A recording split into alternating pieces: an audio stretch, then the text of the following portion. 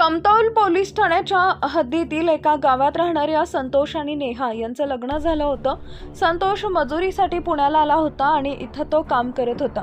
त्याला 2 मुलं आहेत। मात्र संतोष बराच काळ घरी येत नसल्याने नेहाचा वैवाहिक जीवनावर परिणाम झाला। कंटाळलेली नेहा आपल्या माहेरी किंवा चुलत बहीण पूजाच्या घरी वेळ घालवायची। पूजाचं लग्न प्रवेश दास यांच्याशी झालं होतं। त्यांनाही 2 मुलं आहेत। दरम्यान नेहा आणि प्रवेश यांच्यात कधी प्रेम प्रकरण सुरू झालं याची कोणालाच भणक लागली नाही। नेहा चुलत बहिणीच्या घरी जास्त वेळ घालवू लागली आणि प्रवेशशी फोनवर तासनतास गप्पा मारायची। दोघांनी एकत्र अनेक रोमॅन्टिक छायाचित्रही काढली आणि सोशल मीडियावरती शेअर केली। यामुळे गावात चर्चांना उधाण आलं। संतोषला जेव्हा सोशल मीडियावर ही छायाचित्र दिसली तेव्हा त्याला शंका आली।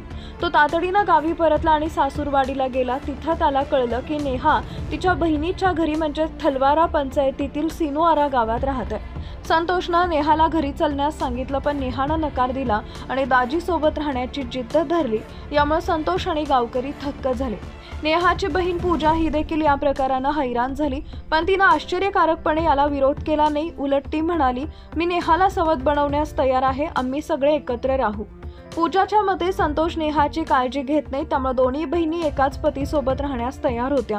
दुसरीकडे संतोषने यावर एक धक्कादायक ऑफर दिली। तो म्हणाला, जर नेहा प्रवेश सोबत राहणार असेल तर पूजा माझ्यासोबत यावी।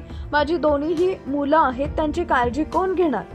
या विचित्र कौटुंबिक नाट्यानं गावात खळबळ माजवली आहे। आतापर्यंत कोणत्याही पक्षानं पोलिसात तक्रार दाखल केलेली नाही, पण हा विषय गावकऱ्यांमध्ये चर्चेचा केंद्रबिंदू ठरलाय।